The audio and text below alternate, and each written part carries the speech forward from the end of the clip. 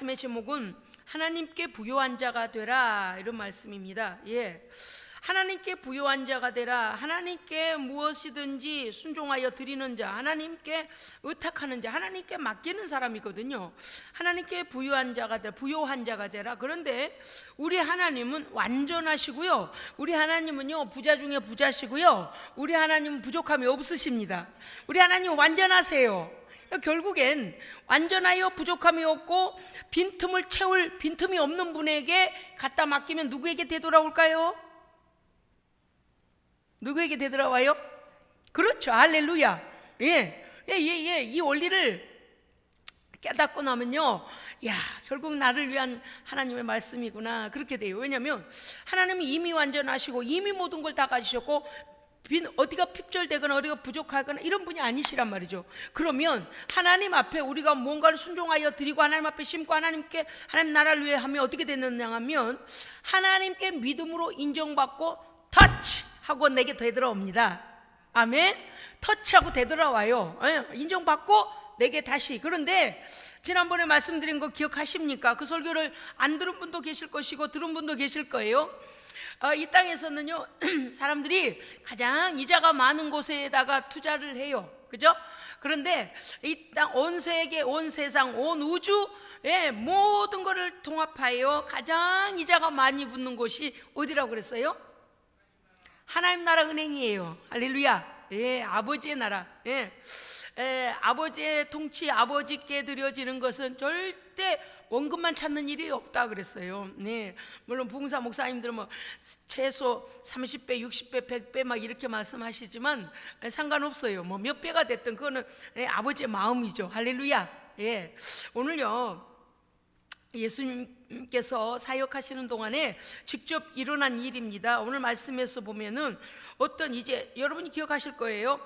13절 보면 무리 중에 예수님을 따르는 많은 무리들이 따라다니잖아요. 그 많은 무리 중에 한 사람이 예수님 앞에 좀 더 한 발짝 더 뛰어나와서 말씀을 드린 것 같아요. 왜냐하면 그 예수님께서 집중하고 여기 성경에 기록될 정도로 이 사람이 예수님께 말씀을 드리는데 뭐라고 하냐면, 선생님, 랍비요, 내 형에게요 아버지가 남겨준 유산을 나랑 잘 나누라고 좀 해주세요, 이렇게. 정말 여러분 이 말씀을 이 사람의 이 이야기를 들으면 예수님이 어떻게 반응하실까 조금 궁금해지지 않습니까?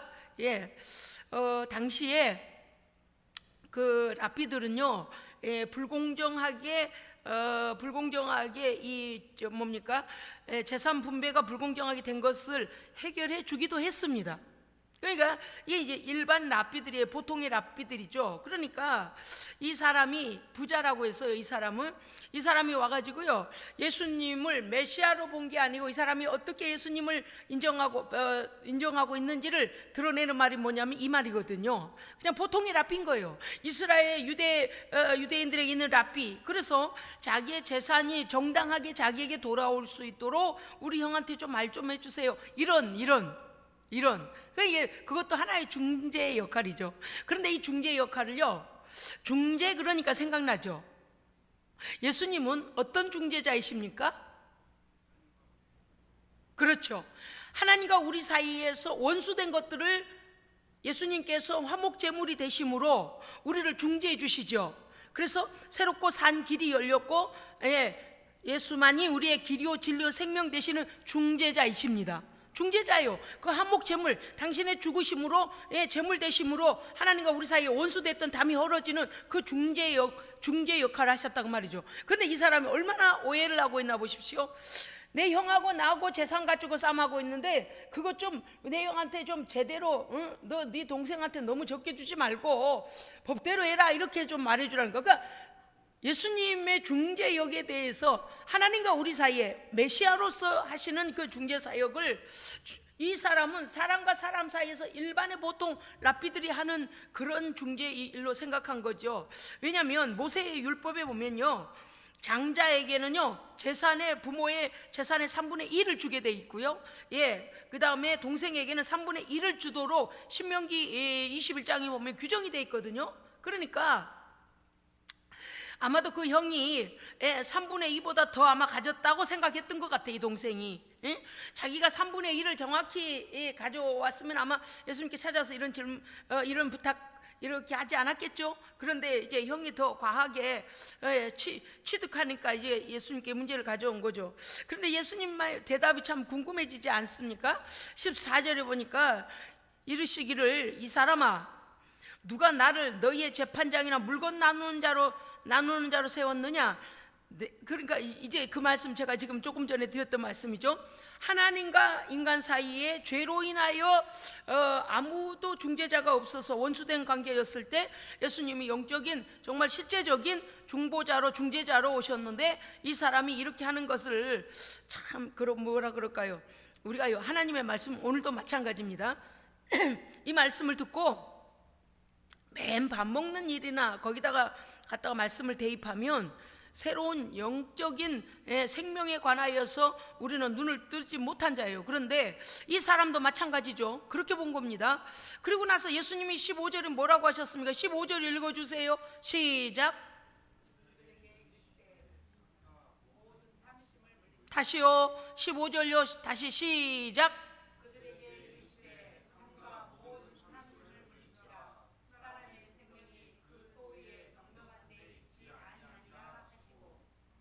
아멘. 예수님께서요, 이 사람의 마음을 들여다보신 겁니다, 벌써. 왜냐하면 그 사람은 예수님 앞에 와서 자신이 영생을 얻고자 하는 그러한 것에 관심이 없었어요. 이미 딱 말을 하는 것부터 예수님 벌써 아셨죠. 여기서 뭐라 하냐면 탐심을 버려라.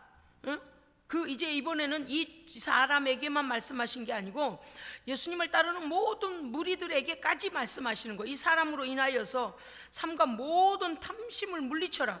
이 사람아 라고 처음에 부르실 때는 육적인 사람, 너는 생명이 없는 육에만 관심 있는 사람이구나 할 때, 이 사람아, 안드로페라고 하는 거예요. 그러니까 영적으로 너는 눈을 뜨지 못했구나. 그렇게 지금 말씀하신 겁니다. 그런데 예수님께서 말씀하시기를 삼가 모두에게 말씀하시는 거예요. 그들에게 이르시기를 삼가 모든 탐심을 물리치라.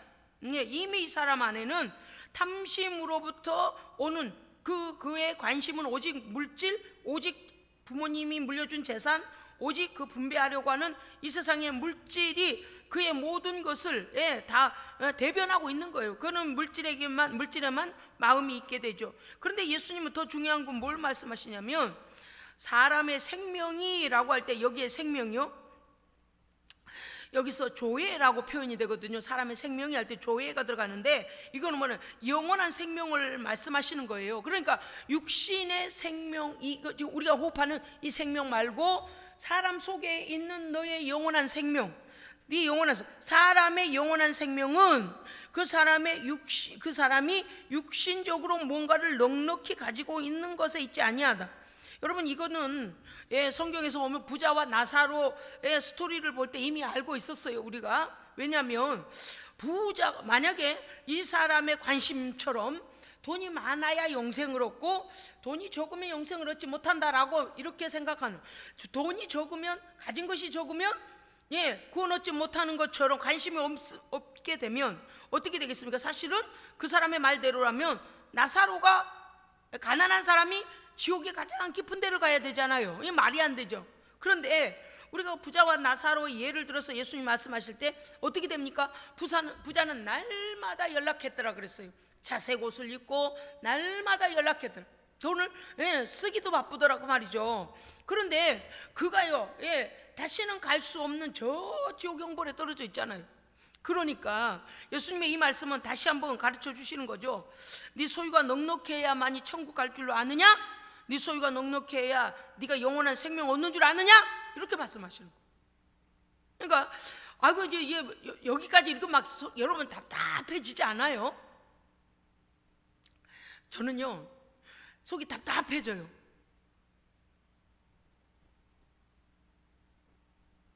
영적으로 눈을 뜨지 못하면요, 아무리 얘기해줘도 자기 수준에서 밖에는 해석이 안 나오거든요.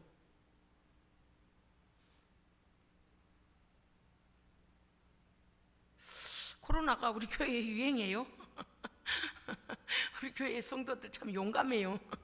마스크 우리는 하나님께서 어쩜 이렇게 환자가 왔다 갔는데도 참 하나님께서 우리를 지켜주셨습니다. 그러니까 육신적으로 보자면 양성 판정을 받은 우리 청년이 왔다 갔으면 무슨 일이 일어나겠다. 그런데 뭐 아무렇지도 않아. 우리 다 검사 받았잖아요. 무슨 뜻인가 하면 그 수칙을 지키지 말라는 게 아니에요. 우리도 모르는 사이에 하나님의 도우심이 계속되고 있습니다. 계속돼. 어떻게 이럴 수가 있어요? 물론 우리는 우리 나름대로 수칙을 지키고, 그런데 우리의 관심이 오직 질병이 걸릴까봐 전전긍긍한 데 있지 않습니다. 우리는 하나님께 예배하기 위하여 그냥 도구적으로 띄엄띄엄 앉고 그 다음에요 수칙을 지키는 것이지, 그것이 내 육신의 건강이 영적인 예배보다도, 신령과 진정으로 예배하는 예배보다도 내 육신이 병들까봐, 내 육신이 죽을까봐 우리는 그게 더 두렵지 않습니다. 육신의 영의 눈을 떠야 돼요. 이게 이제 말이 안 되는 일들이 너무 이렇게 벌어지고 있으면 참 답답하죠. 네 소유가 넉넉한데 네 영적인 생명이 거기 있지 않다. 이렇게 바꿔보세요. 여보시오, 당신 형한테를 돈을 한 푼이라도 유산을 더 가져온다고 하여, 당신이 그 재정을 더 갖는다고 하여, 그 재산을 더 갖는다고 하여 영원한 생명을 얻는 거냐라고 묻는 거잖아요. 왜 너는 영원한 생명에는 관심이 없냐 그 뜻이에요. 단적으로 말하면 너는 겨우 네 영혼이 어떻게 되려고 그러냐, 준비했느냐. 그러시고서 예수님이 뭐라고 말씀하신 겁니까? 네 돈이나 재물로 너는 영원한 영역에 있는 네 영원한 생명을 획득할 수도 없고 그걸 누릴 수도 없다. 오로지 이 땅의 것에게만 너의 모든 관심이 거기에 있구나라고 예수님이 지금 책망하시는 거거든요. 다음 말씀을 들으면 우리는 그냥 알아요. 왜냐하면 이 기가 막힌 말씀이 나오잖아요. 예수님의 비유가 16절부터 나오는데, 비유로 말씀하시기를 한 부자가 있었다. 그는 밭에 소출이 풍성해서 그동안 만들어둔 창고가 이미 가득했다는 거예요. 17절 보면 알아요. 그 밭에 소출이 풍성하여 생각하기를 내가 곡식 쌓아둘 곳이 없을 만큼 내 창고들이 다 차버렸구나. 이 남은 곡식들은 어떻게 할까? 그렇게 많은 것을 거두어 그것을 쌓을 곳을 생각했다는 거예요. 그러다가 18절 보면 이렇게 하면 되겠구만. 누구든지 하는 생각 아니에요. 컨테이너 박스를 더 갖다 놓고 창고를 짓든지, 건물을 빌려서 창고를 짓든지 새로 짓든지 뭐 그러면 될 거 아니요. 이 사람 그렇게 생각한 거잖아요. 그가 이렇게 말했습니다. 내가 내 좁은 곳간을 헐고 더 크게 짓고 내 모든 곡식과 물건을, 자 다시 읽을 테니 보십시오. 17절, 심중에 생각하여 그가 이르기를 내가 곡식 쌓아둘 곳이 없다. 어떻게 할까? 18절, 내가 이렇게 하리라. 내 곡간을 헐고 더 크게 짓고 내 모든 곡식과 물건을 거기 쌓아두리라. 자, 17절 제가 지금 읽었습니다. 어떤 게 여러분 특징입니까? 18절에서의 특징 뭘까요? 그렇죠, 발견해야 돼요. 이거 보통 사람이 할 수 있는 말인데요. 그러면 아무것도 발견 못하는 거예요. 내가 이렇게 하리라. 내 곡간을 헐고 더 크게 지어서 내 모든 곡식과 물건을 거기 쌓아두리라. 자기의 모든 것은 자기 것이에요. 목사님, 그러면 자기 게 아닌 사람은 어디 있어요? 다 자기 소유고 자기 건 자기 거죠. 네, 1차적 차원에서는 그렇게 해석이 되어져요. 그러니까 창조주를 인정하지 않는 사람이에요. 그 모든 것을 내게 주신 분, 내 노력, 그 외에 그걸 거둘 수 있도록, 풍성히 거둘 수 있도록 맡기신 분이 누구인가를 생각하지 않아요. 이거를 놓치면 안 된다 그 말이에요. 예? 놓치면 안 돼요. 여러분요, 조금 있으면 또 나와요. 자, 또 보십시다. 자, 19절 읽어주세요. 시작.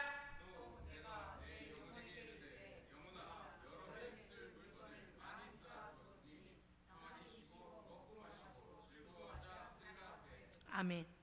기가 막히죠? 이제 왜 제가 그렇게 이것을 봐야 한다라고 말씀드린지 여러분 아시겠죠? 어라? 이게 잘못됐잖아요. 뭐가요? 자기 영혼도 자기 건 줄 알아요. 예? 소유, 물질을 하나님께서 그 풍성한 것을 거두게 하신 모든 소출에 대해서도 내 건, 내 창고, 내가 자기가 주인인 거죠. 창조주 맡기신 분 생각하지 않아요. 그런데 어라, 이 영혼 또 뭐예요? 내가 내 영혼에게 말해주기를, 자기의 영혼도 자기 것이네. 이 사람들이 성경을 깊이 들여다보질 않으면 뭐 그럴 수 있지, 뭐 자기 돈 갖고 자기가 쓴다. 그게 아니라니까요. 응? 뭐래요? 내가 내 영혼에, 자기 영혼에게 자기가 말을 시킨대. 뭐라고냐면 이렇게 말한대요. 야, 내 영혼아, 응? 자기가 자기한테 말을 거는 거라요. 응? 야, 나 이렇게 부자가 되었으니 몇 해 동안도 내가 노력하지 않아도 쓸 것을, 많은 것을 거둬서 창고까지 늘려서 이렇게 해놨으니 평안히 많이 쌓아뒀으니 평안히 쉬고 먹고 마시고 즐거워하자. 예, 그러네요. 자기 영혼의 주인이 누구인 것을 알지 못하는, 아까는요 창조주를 모르더니, 그 다음에 자기에게 맡겨주신 주인을 모르더니 이제는 자기의 영혼까지도 자기가 주인인 줄로 알고 착각해요. 정신이 나간 거죠. 정신이 나갔어요. 오라가 또 한 번 나와야 돼. 왜냐하면 자기 영혼의 때를 몰라요. 때. 그쵸? 자기 영혼의 주인이 누구인 줄도 모르고 자기 영혼에게 주어진 시간이 자기가 원할 때 가고 자기가 원할 때 오는 것입니까? 그래요, 그렇지 않아요? 아니죠. 자기가 원할 때 오지 않았다면 보낸 분이 계시잖아요. 자기가 원해서 내가 나를 창조하리라 그렇게 온 사람 없어요. 그러면 나의 창조주가 계시고 내 생명은 내 시간에 내가 원할 때 내가 가는 것이 아닙니다. 하나님께서 오라 하시면 창조주가 너 끝났다, 사명 끝났어, 그러면 가는 거잖아요.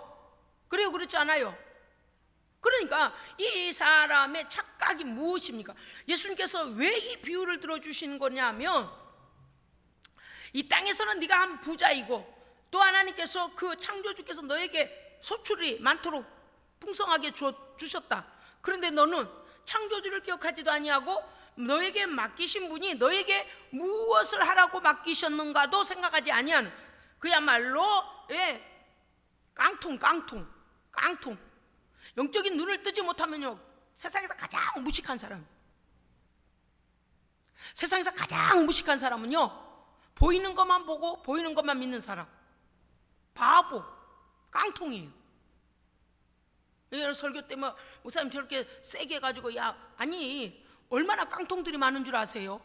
얼마나 바보들이 많은 줄 아세요? 매일매일 사람들이 죽어나가고 장례식장 갔다 오고 자기가 원하지 않는 질병 걸리고 자기가 원하지 않는 사고 만나고 자기가 원하지 않는 죽음에 처해져서 수많은 사람이 장례식장 매일 죽어가잖아요. 근데 장례식장 갔다 와서 자기의 영혼, 내 육신의 시간이 끝난 다음에 내가 어디로 가야 하지라고 생각하는 사람이 없다니까요. 그러니까 바보예요. 바보. 자면서 꿈을 꾸면서 육체 안에서 내 영혼이 존재한다는 것을 깨달을 때도 됐건만, 대학원 박사하면 뭐예요? 내 영혼이 갈 곳이 준비되어 있지 않은데 육체에서 영혼이 떠나면 죽은 거고 돌아가신 거라 그러잖아요. 원체로 원래 흙으로 왔으니 흙으로 돌아가는 거예요. 그런데 그 사람 죽으면 그걸로 끝났나요? 끝난 게 아닌데, 영혼은 죽이는 것이, 죽일 수가 없습니다. 영혼은 존재해요. 예? 여러분 그거 아셔요? 영혼은 영원한 생명 나라에서 영원히 사망이 없는 평안한 나라에서 존재하든지 영원한 형벌 가운데서 존재하든지, 말씀드렸죠? 영혼은 어떠하다? 사멸되지? 영혼은 사멸되지? 에어컨 틀어주세요. 방송실 에어컨 2개 다 빵빵히 틀어. 영혼은 사멸되지 않아요. 이게 무서운 일이라니까요. 그러니까 정신적으로 정신 좀 똑바로 차리고 우리가 살아야 되지 않아요? 응? 영혼이 사멸되지가 않는다니까요. 사람들이 정신없어요 지금. 뭐래요 이 사람 보세요. 내 영혼아 여러 해 쓸 물건을 많이 쌓아도, 아니 그걸 자기의 영혼이 누리는가? 육신이 누리지? 그래요? 그렇지 않아요? 육신이 누리고 있어요. 그런데 자기 영혼한테 말을 해. 그것을 누림으로 자기가 이 땅에서의 끝나버리면 그것까지 아무 소용이 없는 것을 생각하지 못하고, 그 다음에 자기 영혼의 때를, 영혼의 시간을 몰라요. 그러니까 여러 해 동안 이 돈이 다 곡식을 팔아서 이 돈을 내가 다 쓸 때까지 나는 살 것이다. 그런 게 어디 있어요? 창조주가 오라 하시면 우리는 오늘 밤이라도 가야 합니다. 아멘. 자, 이제 생각해 봅시다. 옛날에 우리나라 사람들이요 중동 지방을 많이 갔어요. 지금도 그러는지 모르겠습니다만은 중동에 가서 노동 그 중동에 가서 그 공사하고 한국으로 가족들에게 돈을 보내줬어요. 또 온양어선을 타는 사람들도 있어요. 오랜 시간 걸리죠. 왜냐하면 큰 대서양, 태평양 이런 데를 다 가서 또 다른 나라에 가지고 물건을 또 수출하고, 그리고 국내로 돌아오면은요 뭐 6개월, 1년 더 걸려요. 온양어선 탄 사람들 그래요. 그때 한꺼번에 계산을 해가지고 이제 집으로 오기도 하고 또 집으로 보내주기도 해요. 중동 노동자들이 그곳에 가서 약속하고 가지만 열심히 땀 흘리고 일하는데, 거기에서 그 공사가 갑자기 취소가 되거나 무슨 일이 생기면요, 내가 그곳에 가서 얼마 동안 얼마를 벌어오리라 라고 계산한 것과 다르게 국내로 그냥 들어올 수도 있어요. 그런데 그 사람이 중동 지역에 가가지고 보니까 아이고, 여기서 돈 좀 쓰고 가야 되겠다. 한국에서는 못 보는 목돈을 여기는 벌 수가 있으니까, 그래서 집에다 돈을 붙이지 않고 아이고 몇 년간은 내가 일단 쓰고 보자. 그리고 그 나머지 보내야지. 뭐 앞으로 내가 쓸 거 쓰고 보내도 한참 집에 엄청 돈을 많이 보내게 될 테니까라고 중동에서 돈을 다 써버리면 어느 날 갑자기, 자 우리 계약이 만료되기 전에 취소가 됐으니 국내로 돌아가야 합니다. 이 사람 아무것도 없는데, 집에 보낸 것도 없고 모아진 것도 없고 거기서 혼자서, 왜냐 거기서 계약이 6년 7년 이러면 4년 5년 이렇게 쭉 그러면 1년 동안 내 마음껏 한번 써보자. 가난한 나라에서 내가 돈도 못 써봤으니 한번 마음껏 실컷 쓰자. 그러고서 만약에 그 돈을 다 써버리고 앞으로 일하겠다 그랬는데 앞으로 일할 시간 없이 계약이 취소돼 버리면요 그냥 돌아와야 돼요. 빈손으로.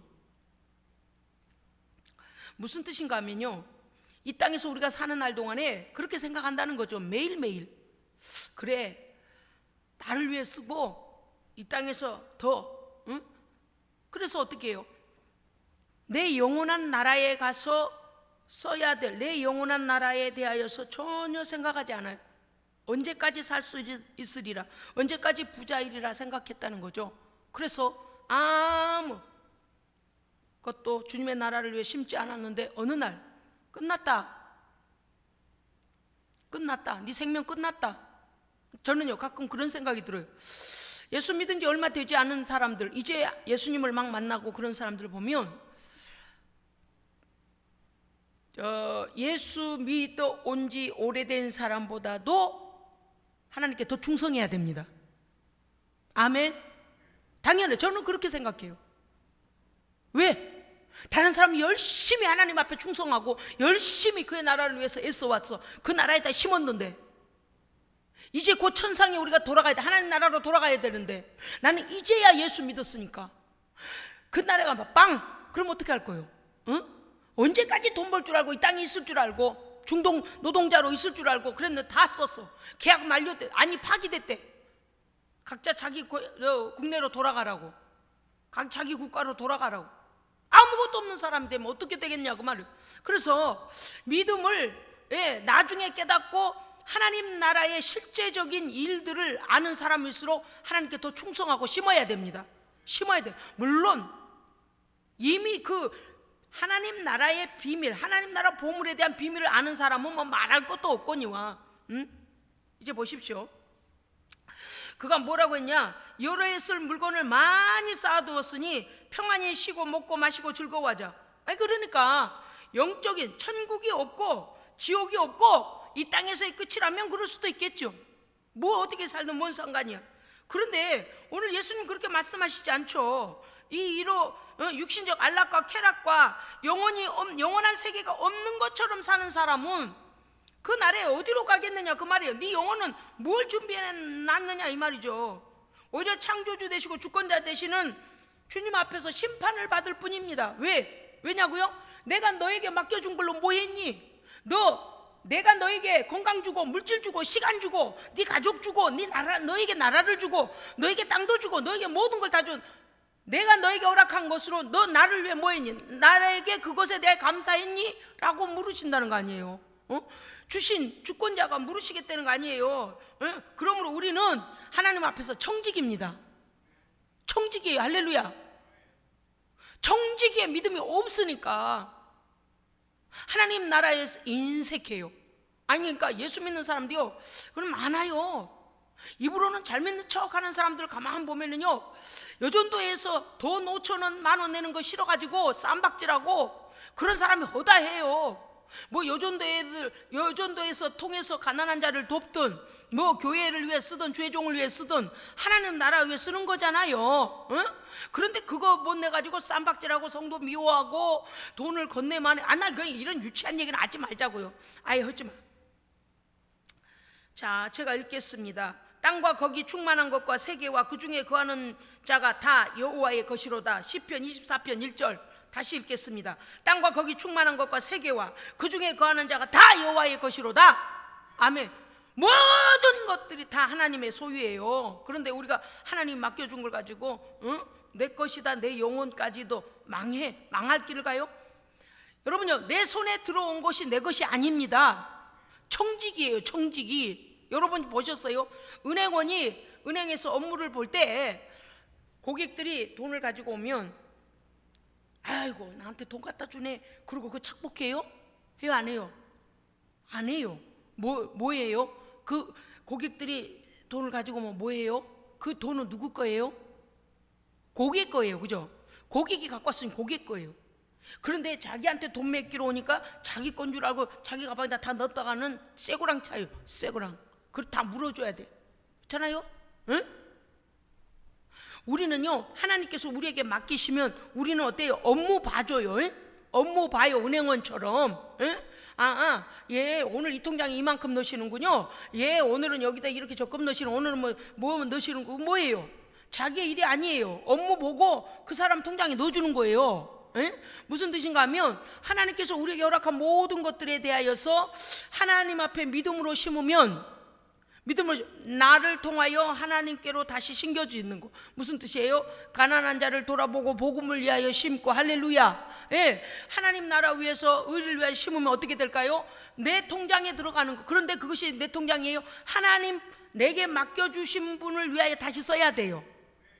그런데 뭐래요? 내 통장에 적어졌대요. 뭐가? 너의 충성, 너의 헌신, 너의 드림이 기록이 되어져서 금생간 내세에서 주께서 우리에게 보상하신답니다. 아멘. 그러니까 우리는 통로예요.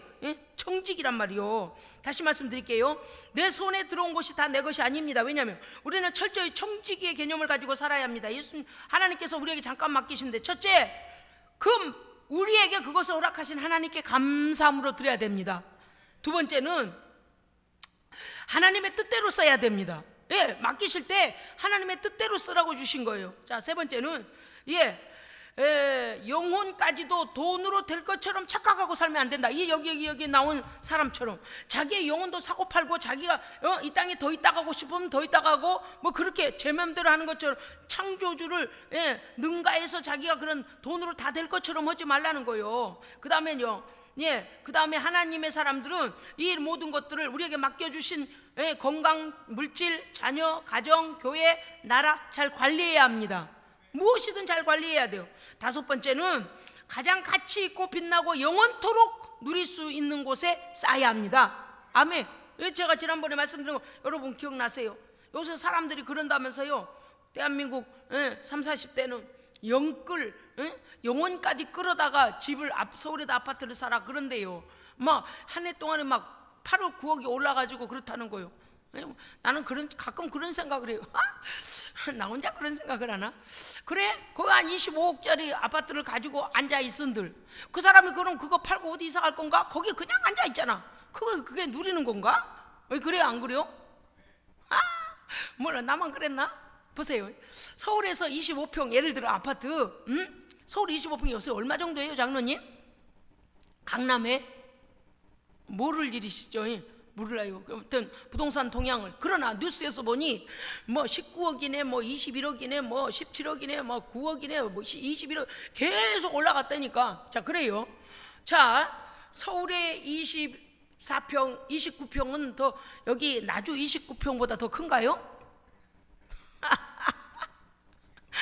서울의 29평은 나주에 한 5배 되는가? 똑같은 29평이잖아요. 그러니까 저 혼자 바보 같은 생각을 하는지 몰라도 그냥 그래요. 왜냐면 그러면 하나도 안 쫄아요. 왜냐고? 얼마가 올랐다더라. 국회의원들이 가지고 있는 집이, 강남의 집이 1년 사이에 9억이 올랐다더라, 8억이 올랐다더라. 그래? 그런들 그 집 없으면 그 사람들은 어디로 갈 건데? 그 깔끔 뭉개고 앉아있는 거잖아요. 모르겠어. 아무튼 그런 생각이 들어. 그러면 저는 마음이 편해져요. 왜냐하면 거기에 29평이나 여기 29평이나 그러면 내가 그 일에 대하여서 막 죽거니 살거니 막 영혼까지 끌어다가 아파트 서울에다 사놔야지 된다더라.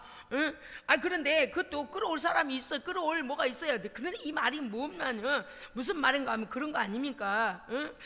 이미 영적인 것들을 그들은 생각하지 않는 거죠. 영적인 눈이 어두워 있기 때문에 이 세상 삶이 나의 마지막 생애인 것처럼 그 모든 것들을 거기다 투자하는 거예요. 그런데 우리의 육신의 삶은요 잠깐이고 안개와 같습니다. 거기다가 영혼을 팔아서, 예를 들어 영혼 멀쩡하게 예수 잘 믿는 사람이 하나님 앞에 내가 주일날 2,000원 갖다 드린 것도 너무 아까워, 교회 다니지 말자, 돈 모아서 강남에다가 집 사자, 그렇다고 해봐요. 그래서 믿음을 갖다 줘버리고 아이고 교회 가니 2,000원씩 내야 되더라. 내가 누가 뭐 2,000원 내래요? 그런 적 없어요. 그런데 다 그냥 헌금을 드리니까 드려야 되나 보다 그렇다 쳐요. 예를 들어 믿음은 없는데. 그런데 그것까지 부담이 돼. 그래서 내가 서울에다 아파트를 사야 되니 내가 교회에다 2,000원 갖다 낸 것도 아깝다. 그거는 드린 것도 아니고 낸 거잖아요. 회비 내듯이. 그래서 아이고 교회 그만 가야지. 좋아. 그런 사람이야말로 영혼을 끌어모은다고 해볼까요? 여기서 대출 받고 저기서 해서 아파트를 그래 사는 놈들, 그가 구원의 확신도 없는데 어느 날 갑자기 교통사고로 죽었어요. 어디로 갈 건가? 강남에 12평 사는 데서 살 건가? 그 영혼이 죽었는데, 그 육체가 죽었는데, 그 육체가 죽으면 영혼은 반드시 영원한 나라로 가야 되잖아요. 그러니까 이 말이 되냐 그 말이에요. 그런데 지금요 영원한 세계가 없는 것처럼 막 사람들이 그리고 흔들릴 거 하나도 없어요. 흔들릴 거 없어요. 예수님이요 20절에 드디어 이제 말씀하십니다. 자, 20절 읽어보세요. 자, 20절요 12장 20절 시작.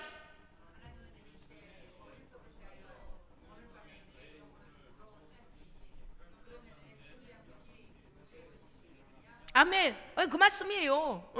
너 그나마 교회에 가서 하나님 앞에 예배드리고 뭐 적든 많든 좀 헌금 좀 한다 치니 그거 아까워서 예수 버리고 네가 세상으로 가서 강남에다 나도 열몇 평짜리 집 하나 사자 그래가지고 예수를 아예 버려버려? 오늘 밤 어리석은 자야, 내가 네 영혼 오늘 데려가 버리면 너 저 강남에 있는 열몇 평짜리 아파트가 누 것이 되겠냐? 에? 이게 어리석은 거잖아요. 어? 이게 예수님께서 우리를 속을 다 들여다보고 계시는 거예요. 에? 주인 대신 하나님께서 드디어 그 영혼을 부르실 때 오늘 밤 자기가 정한 거 아니에요. 왜? 이 사람 뭐랬다고요? 몇 해 동안 먹고 쓸 게 차고 넘치니까, 에? 먹고 마시고 쉬고 즐거워하자 그랬다자니까. 그런데 어때요? 아니 그거는 네 생각이고, 그죠? 그거는 네 생각일 뿐이고, 그거 짜놨어요. 오늘 밤 네 영혼 찾으면 너 창고 넓혀가지고 그렇게 싸는 거 너 어떡할래? 거기서 끝나는 게 아닙니다, 여러분. 우리가 알아야 될 게 있어요. 예? 네가 예비한 그 모든 것은 네가 지금까지 너를 위해서 쓰겠다고 준비해 놓은 모든 것. 그런데 너의 영혼을 위해서는 뭘 했느냐? 오늘 밤 네 영혼을 데리고 가버릴 건데 네 영혼을 위해서는 뭘 했냐? 사람들이 열심히 살아요. 미래를 위해서 열심히 살아요. 사람들의 미래가 열심히 살아봤자 60평생에서 150살 안팎이에요. 에? 열심히 살아봤자 150살 안팎. 어떤 생각, 그런 생각 안 들으세요, 여러분? 어떤 사람이요 많이 쌓고 많이 부자 되고 많이, 아니 게으르게 살라는 게 아니에요. 열심히 살아야 됩니다. 에? 그런데 혹시 그런 생각 해봤어요? 저 사람의 저 재산은 뭐하려고 저렇게 많이 모았는가? 그 사람이 떠나면서 이런 생각 하지 않을까? 보세요. 내가 평생을 모아놓은 이 자산은 다 누구께 되나? 평생을 모아둔 게 이제는 나는 이 땅을 떠나야 되니 누구께 되나? 그러면 사람들이 자식께 되겠죠, 이렇게 말하겠죠. 그냥 평생을 뭐야? 자식을 위해 살았다는 얘기네. 그리고 내 영혼은 어디 가나? 어? 내 영혼이 그냥 깡통해가지고 천국 가 있나요? 아니에요. 구원, 온전한 구원에 이르지 못하면요, 평이 아니야, 평생이 아니야. 영원한 불지옥에서요, 뜨거워서 뛰어도 도망칠 수가 없는 유황불못에서 영원히 고통받는다니까요. 그런데 뭐였어? 이 땅에 있는 동안에 돈이 아까워서 예수도 못 믿었고, 돈이 아까워서 하나님께 기쁨으로 감사함으로 자원함으로 그 은혜 감사하여 드린 적도 없어. 그렇게 인생에서 어디다 쓸까? 요새 유튜브에 헌금하지 말라는 목회자들이 나오더만 진짜 목회자인지 가짜인지 모르겠어요. 분별해야 됩니다. 아니 예수님께서 말씀하시잖아. 21절 자기를 위하여 재물을 뭐라고 그랬어요? 뭐라고 하셨어요? 자기를 위하여 뭐를요? 재물이라고 그랬잖아요. 재물. 기도만이 아니에요. 자기를 위하여 재물을 쌓아두고 하나님께, 자기를 위하여 이 땅에다가는 재물을 쌓아두고 하나님 주신 거를, 이 땅에서 얼마나 살다 갈 거라고. 하나님께 대하여 부유하지 못한 자가 뭐예요? 하나님께 대하여 가난한 자예요. 하나님께 대하여 깡통인 사람, 하나님께 대하여 인색한 사람, 하나님께 대하여 아까 말씀드렸잖아요. 하나님은요 우리의 물질을 필요로 하는 분이 아닙니다. 예, 복 주시려고 그 믿음을 받으시려고 그런 겁니다. 그거에 왜 그거를 눈치를 못 챌까? 그러니까 아니 말씀을요 한 단계 두 단계 좀 열어야 된다니까요. 이해하셨어요? 아이고 교회 가니까 2,000원씩 5,000원씩 1,000원씩 내야 돼. 안 하기는 유치한 신앙 말이 안 나와. 기쁨으로 자원함으로 나를 위해 심는 겁니다. 그거예요. 나를 위해 심어요. 하나님은 완전하고 내가 5,000원 안 보태드려도 하나님은 원래 부자예요. 온 세상이 아버지 하나님의 것이에요. 그런데 나한테 야야 1,000원 내놔 코 묻은 돈 좀 내놔봐 이러셔요? 우리를 위해 주시려고 그러신 거예요. 그렇게 유치한 신앙을 가지고 어떻게 예수님을 끝까지 따르겠나? 환난이 올 때 어떻게 예수 안 버리고 돈 쫓아가지 않고 예수님만 따라갈 건가? 기본 상식이 없어. 믿음에 대한 기본 상식이 없어요. 요새 사람들 돈이 우상이에요 지금. 우리는요 주님 앞에 갈 때 남김없이 주를 위해 쓰고 가야 됩니다. 언제든지요. 내 생명도 내놓을 판에 그놈의 돈이 왜 이랬어요? 탐심을 버리라 그러셨잖아요. 탐심이 곧 우상숭배라 그랬잖아요. 예? 아니 이 설교 듣는 사람들 좀 이해하는지 모르겠네. 탐심 우상숭배 뭐예요? 물질이 너의 신이 돼버리면 너는 이미 우상숭배자다. 너는 물질이 너의 생명의 주권자인 창조주보다도 너는 네가 물질을 더 숭배하고 물질을 더 따라가고 물질에 목숨 걸면 너는 이미 물질의 종이다. 세상의 종, 우상의 종이다 그 말이에요. 에? 그래서 우리가 어떻게 해야 돼요? 하나님 나라를 위하여서 기꺼이 감사함으로 물질을 굴복시켜야 됩니다. 나는 이 예배를 드리는 우리 예배자들이 그 비밀을 알기 원합니다. 다른 사람들은 어쩔런지 모르겠어요. 저는요, 성전을 딱 들어오면 사람들이 그 안에 하나님께 대하여 하나님과 물질을 겸하여 섬기거나 하나님은 별것도 아니고 저기 뒤에 뒷공문이 저 신앙이라는 걸 저 뒤에다 그냥 형식적으로 달고 그냥 물질의 종이 돼가지고 물질이 우상이 돼가지고 물질 신을 이렇게 섬기고 들어온 사람이 허다해요. 시간이 오래 걸리면서 말씀을 자꾸 들으면서 깨어져 나가고 이제 믿음이 온전히 되는 사람도 있습니다만은 수많은 사람들이 그러고 사는 걸 보면요, 이런 생각, 언제 깨어질까? 저거 얼마나 헛된 것인데 하나님께서 물어버리면 그거 아무것도 아닌데 그 비밀을 모르더라고요. 응? 그 비밀을 몰라. 여러분, 주를 위해 쓰는 것은요 절대 헛된 것이 아닙니다. 하나님께서 나에게 되돌려 주십니다. 어마어마한 고액의 이자를 붙여서 되돌려 보내십니다.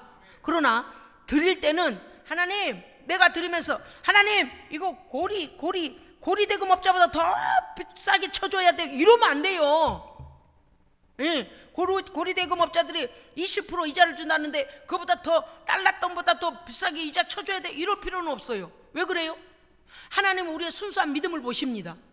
모든 것이 하나님께로부터 온 것을 인정하고 나에게 맡겨준 것에 대해 하나님의 뜻대로 쓰면 돼요.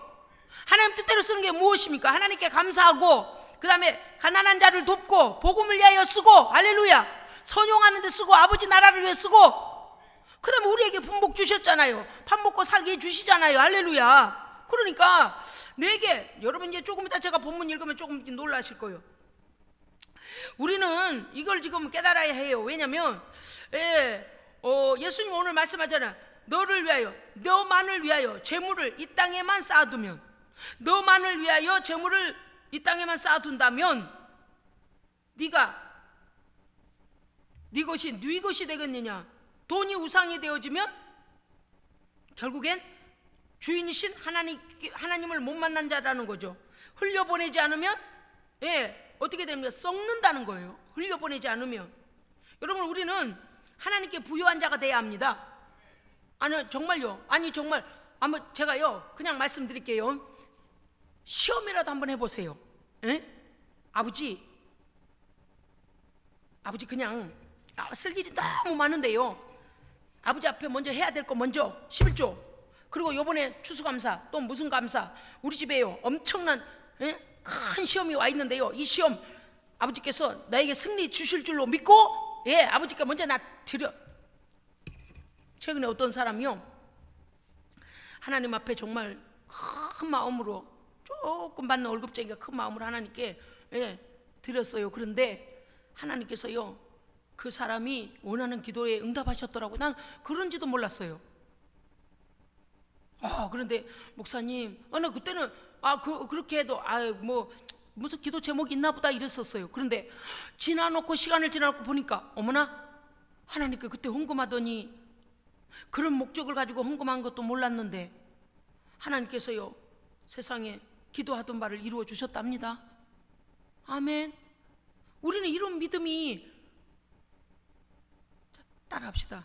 선제적 믿음. 아주 미묘한 차이인데 차이가 있어요.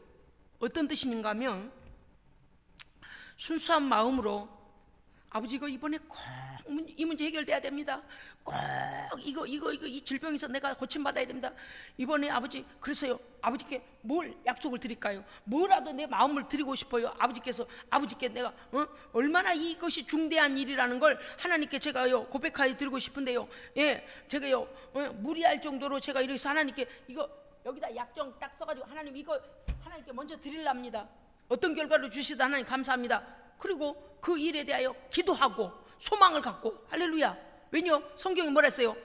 네 보물 있는 곳에 네 마음이 있다 그랬어요. 에? 그러면 하나님께 거한 헌금을 약속으로 드렸다면 여기에 자기의 소망이 있을까요? 없을까요? 꼭 되길 바라는 게 거기 들어있을 거 아니요. 지나고 나니까 그런 돈을 벌 수 있는 일이 열렸더라고요. 그런데 다른 사람은 그렇게 생각을 하지 않아요. 죄송합니다. 가끔씩 제가 안타까울 때가 있어서 그래요. 하나님 앞에 몇백만 원을 갖다가 몇천만 원을 갖다 드린 건 너무 아깝지? 그래서 어떻게 어떤 사람은요 20번으로 잘라 계속 나눠서 많이 봤어요. 1000번째 한국교회 안에 1000번째라는 돈을 하나님께 1000번 기도하기 위하여 드린다고 했는데 어떤 사람은요 매번 1000원짜리를 거기다가 넣어가지고 세상에 요새요 종이봉투 하나에 150원 200원이라 인쇄 칼라 인쇄하고는 120원 80원. 그런데 1000원짜리 봉투 1000번째 봉투들이 있었어요. 그래서 다른 목사님들이 막 비난했어요. 무슨 부처 앞에 갔다가 복채 내냐?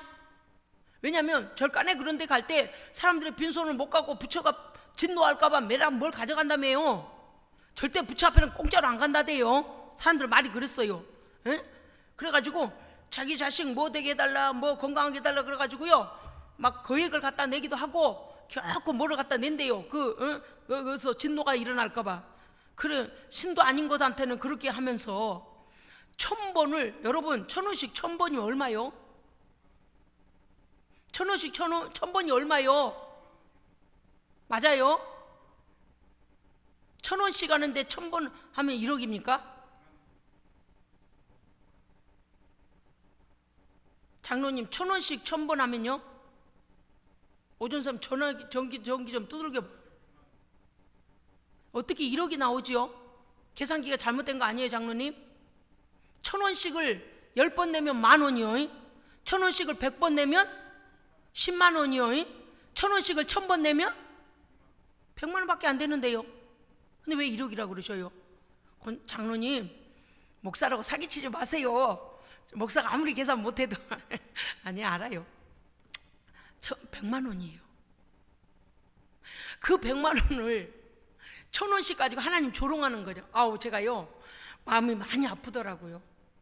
성도들이 매번 1000만 원에다가 이름을 막 써 올리고 거기다 막 그렇게 할 때 야 너무 속상하다. 너무 속상하다. 한 번에 100만 원이면 되는 건데 그죠?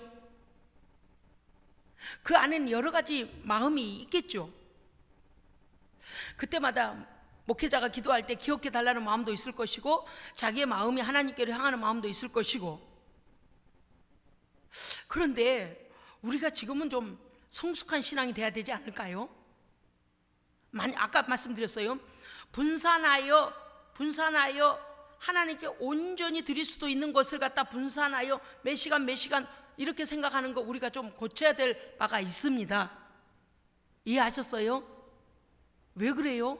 감동이 올 때는 감동 주시는 대로 하면 돼요. 아버지께 연락돼요. 네, 아버지께. 하나님께서 우리에게 예를 들어 1000만 원 감동이 왔는데 가만히 있어봐. 이거 몇 번 쪼개갖고 이렇게 하는 것보다는 저는 오늘 하나님 앞에서 우리가 어떻게 신앙생활을 해야 되는지 영적인 눈을 열고 봤을 때 오늘 여기 이 성경에 이 비유로 나오는 이 사람들과 같은 혹시 그런 길을 가고 있지는 않은지 우리를 돌아봐야 한다는 거예요. 응? 왜냐하면 실제적으로 하나님이 어떤 분이심을 모르는 사람이 너무 많아요. 오늘 분명히 21절에 자기를 위하여 재물을 쌓아두고 너를 위해서는 내가 준 재물을 땅에다만 너를 위해서만 쌓아두고 하나님께 대해서는 거지 깡통같이 네가 하는 네가 이와 같다 그 말씀이에요. 응? 글쎄요. 사람들은 이 땅에서 누구든지 하나님의 복을 받고 살기를 원합니다. 네, 당연히 받아야 돼요. 하나님은 넉넉히 우리에게 복을 주시는 분이십니다. 그런데 하나님께서 하고자 하시는 일에 우리에게 오는 성령의 감동을 속이면서까지는 하지 마라. 우리는 이미 이 단계들을 다 뛰어넘었으니까 우리는 더 성숙함으로 나아가야 됩니다. 자기를 위하여 재물을 하늘에 땅에만 쌓아두고 1년을 지나시면서 하나님 앞에 땅에는 얼마나 쌓아두고 하나님 앞에는 얼마나 쌓았을까요? 우리가 아이고 목사님 나는 마당 청소 열심히 했잖아요, 나는 설거지 열심히 했잖아요. 아니요 여러분, 재물이라고 그러셨잖아요. 아버지 하나님은 우리를 주실 능력이 없는 분이 아니십니다. 혹여 한 해 동안에 하나님을 속여가며 우리가 산 적은 없습니까? 하나님께 크게 영광 돌려야 될 일도 돈은 착복하고 입으로만 하나님 감사해요 그런 적은 없습니까? 성령께서 내게 요구하시는 감사보다도 훨씬 더 입막음만 하기 위하여 1,000번제라는 이름으로 봉투에다 1,000원만 내는 그런 훨씬 많이 받았고 훨씬 믿음도 있는데도 불구하고 성령님을 속인 적은 없습니까? 저는 가끔 우리 성도들에게 하나님께서 특별한 사유로 특별한 재정을 보내실 때가 있어요. 우리 성도들 가정에 하나님의 것을 도둑질하면 안 됩니다. 하나님 앞에 감사한 마음이 생겼을 때는 11조뿐만이 아니고 그 감사함으로 감동되어진 걸 하나님께 드릴 수 있는 믿음이 되어야 합니다.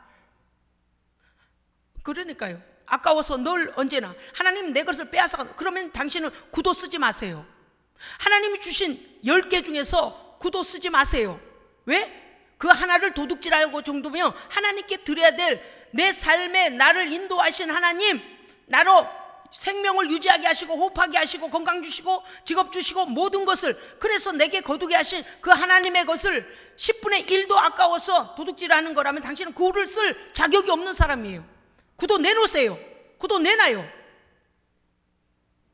왜냐하면 아벨과 그 제물은 받으셨더라 그랬어요. 오늘도 말씀하시잖아요. 저는요 이런 걸 강조하려고 그런 것도 아닙니다. 하나님은 거지가 아니에요. 우리가 그것을 잘 압니다. 가끔씩 저는 하나님 앞에 과하게 드려서 미친 사람 취급을 받을 때도 있었는데 그때가 가장 순수했던 것 같습니다. 물론 지금은 형편이 뭐 그것까지 안 되니까 그렇지만 먹을 게 없어서 그 집 전세 그것이 다일 때도 그것 자체를 갖다 부동산 내놓고 돌아다녔어요. 성령이 제게 강력하게 뭔가를 받기를 원하셨기 때문에. 하나님 그렇습니다. 그런데 하나님께서 그것을 내 것을 다 쓸어 가신 것이 아니라 오히려 그 믿음은 받으시고 하나님께 드릴 수 있는 길을 열어 주셨습니다.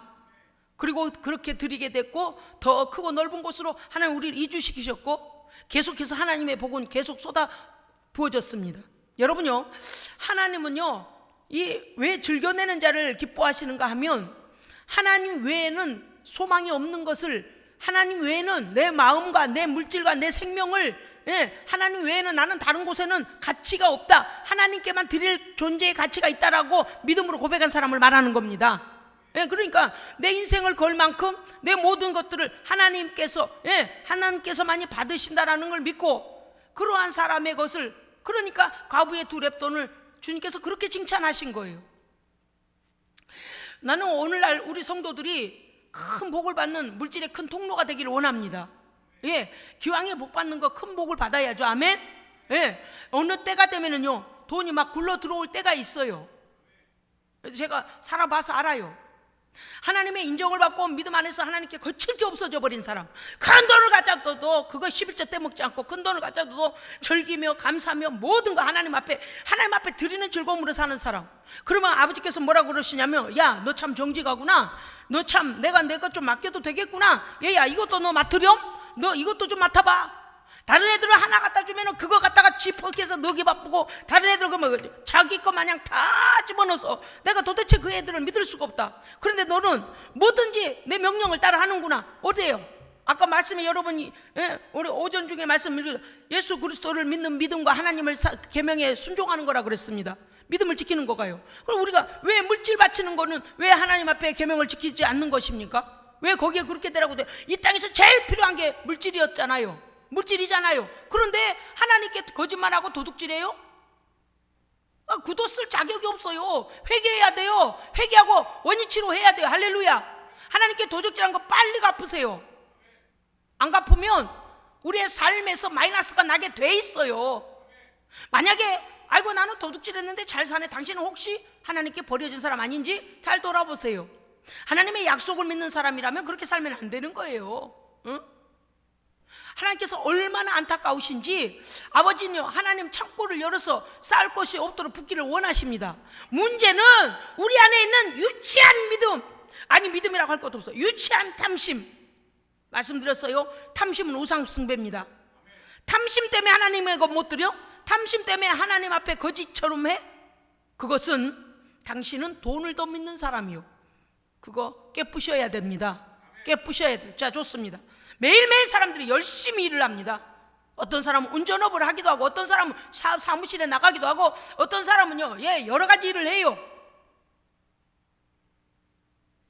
하나님께서 한 달이 되면 못해도 노력한 만큼의 보상을 해주시죠. 그런데 내가 노력했는데 왜 하나님께 갖다 드리냐고. 네가 죄 지었는데 예수님은 왜 돌아가셨냐? 에?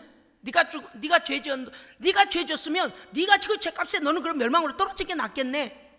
하나님은 물질이 필요하신 분이 아닙니다. 그러나 감사할 줄 아는 성숙한 믿음의 사람이 되어야 합니다. 돈이 아까워서 예수 못 믿죠? 천국이 아까워서 하나님은 어떻게 당신에게 천국을 내어주시겠습니까? 예수의 그 생명은 값어치 없는 생명입니까? 하나님이 대신 죽어주셨는데 그 은혜를 생각한다면 당신이 하나님께 드리는 5,000원, 1,000원이 아까워서 예수 믿기를 포기해요? 언제부터 우리 하나님이 그렇게 싸구려 하나님이 됐습니까? 언제부터 우리의 구원이 싸구려 구원이 됐습니까? 요즘 성도들이요, 코로나로 인해서 예배 안 드리니까 너무 좋대요. 있어요. 그 속에 그 저변에 뭐가 깔린 줄 아세요? 아우 잘됐다, 11조도 안 갖다 바쳐도 되고, 응? 주일원금도 안 해도 되고, 돈 많이 굳어. 통장 한 200개 만드세요. 통장 200개 만들어 가지고요, 내가 이 땅에 사는 날 동안에는 여러분을 위해서 여러분 열심히 쓰고 샀을는지 몰라도 이 땅을 떠난 날 당신은 땡, 깡통. 하나님의 구원의 은혜도 감사할 줄 모르고 매일매일 나에게 그런 모든 것을 유지할 수 있는 것을 주신 하나님의 몫을 도적질한 사람이라요. 에? 못해도 당신이 당신의 회사에서 당신이 월급을 받는 것은 그 CEO로 인하여, 그 회사의 뭡니까? CEO로 인하여서 그 돈이 자기에게 돌아온 것에 대한 얼마는 회사도 이익을 먹잖아요. 세상의 일도 이러한데 하나님께서 내게 영원한 생명과 이 땅에서의 모든 것을 주셨건만 그것을 도둑질해요. 자세히 잘 살펴보세요. 당신은 예수 그리스도의 피로 구원받은 사람 맞는지, 예수님의 피값이 그렇게 헐값인지, 또는 하나님께서 나에게 공급하신 것이 하나님이 아닌 여기 있는 부자처럼 내 것, 내 물건, 내 곡식, 내 창고, 내 영혼을 위하여 당신이 당신의 인생의 주권자라고 혹시 그런 거짓된 믿음에 속고 있지는 않습니까? 그러면서 하나님을 믿는다고요? 예수 믿는 사람은 하나님께서 그 십자가에서 우리의 가난을 다 질고를 대신 지셨습니다. 지셨어요. 하나님께 드리는 것은 어떤 것도 아까운 것이 없습니다. 네, 하나님요 절대 공짜 하나님 아니에요. 예, 하나님께서 우리에게 오늘 물으십니다. 하나님께 감사했느냐? 가난한 자 복음을 위하여 자원함과 기쁨으로 심었느냐? 올바른 사용자에게는 하나님 계속 부으신다고 말씀하십니다. 하나님 앞에 짠돌이처럼 되지 마라. 하나님은 짠돌이 하나님 아닙니다. 네가 짠돌이야. 왜? 짠돌이 귀신이 들어갔거든. 탐심의 귀신이 들어가서 하나님의 부요하심을 맛보지 못하게 만드는. 뭐 할 거예요 그러다가? 오늘 밤에라도 사고 나서 죽으면 어디로 갈 건데? 어디로 가서 주님 앞에서 내게 주신 모든 거 땅에다 놓고 왔습니다. 놓고 가면 뭐 할 건데? 그런 어리석은 신앙생활, 응? 눈을 열어야 되잖아요. 그 다음에 또 있어요. 네 번째는 뭐냐? 후손들에게 하나님 나라에 대하여 심는 것을 가르쳐야 합니다. 우리 대 때는 그래도 오리지널 신앙생활을 하려고 애썼어요. 그런데 우리의 다음 세대, 지금 젊은 세대들 어때요? 아주 가끔 100명, 200명 중에 한 명씩 나와요. 목사의 설교를 듣고 하나님 앞에 이렇게 살면 안 되겠다. 요새 그런 성도 있어요 지금. 응? 있어요. 저는 참 이렇게 많은 사람들이 설교를 듣고 어떻게 감동은 몇 가정밖에 안 될까? 이제서야 하나님 거 도둑질한 거 이제 깨닫고, 하나님께 감사할 줄 몰랐던 거 이제 깨닫고, 인생 새로 살기로 결단하고 하나님 앞에서 새 믿음으로 그런 사람에게 하나님 복을 주실 줄 믿습니다. 제대로 돈 복을 받는. 그래서 뭐냐, 사람들이 돈에 시험 들까봐 돈에 헌금 설교를 안 하면 안 돼요. 왜? 계속 가난해지라는 거거든요. 계속 가난하니까 도둑질하라는 거거든요. 이거는 죄인이 되도록 방관하는 거예요. 방치하는 거예요. 목회자의 책임이 있어요. 하나님의 손에 들려지는 것은 영원하도록 안전합니다. 아멘. 여러분 요새 많은 투자자들이 막 지금 손에 났다고 난리잖아요. 세상 사람들이요, 사기, 도덕권, 도둑놈, 동록이 먹기도 한다고 그랬잖아요. 하나님은 복의 근원이시며 우리 모든 것의 주인이십니다. 예. 계시록 3장 17절 읽겠습니다. 내가 말하기를 나는 부자라 부요하여 부족함이 없다 하나 내 공고한 것과 가련한 것과 가난한 것과 눈먼 것과 벌거벗은 것을 너는 알지 못하도다 그랬습니다. 어쩌면 이 세상에서 우리는 나 이만하면 먹고 살만해, 나 이만하면 그렇게 우리가 스스로 자부심을 갖고 살는지 모르나 하나님께서 우리의 영적인 모습을 보시면 가장 공고하고 가장 가난하고 가장 헐벗고 돌아다니고 성경 글에 나왔죠. 가장 영적인 눈이 멀고 가장 가련한 자라고 요한계시록 3장 17절에 나왔어요. 우리는 하나님께서 인정해 주시는 부유한 자가 되기를 주의 이름으로 축복합니다. 아멘. 기도하겠습니다. 살아계신 하나님 아버지, 무엇보다도 이 땅에 살면서 경제적인 하나님의 도우심을 구해야 될 성도들이 하나님 앞에 감사할 줄도 모르고 하나님 것 도둑질하고 그것을 합리화시키고 그렇게 설교하는 교회를 떠나고 하나님께 반역하고 이 시대를 바라보며 이들이 가난해진다면, 하나님께서 복을 거두신다면 이 나라도 가난해질 것이고, 나라가 가난하면 백성도 가난하고 국민이 가난하면 나라도 가난하고 이 모든 것들이 연결되어 있음을 우리가 알게 하여 주옵소서. 그러므로 하나님의 사람들이 먼저 복받는 사람이 되게 하여 주옵소서. 하나님을 기쁘시게 하는 하나님께 부요한 자가 되게 하여 주시옵소서. 우리 구주 예수 그리스도 이름으로 기도합니다. 아멘.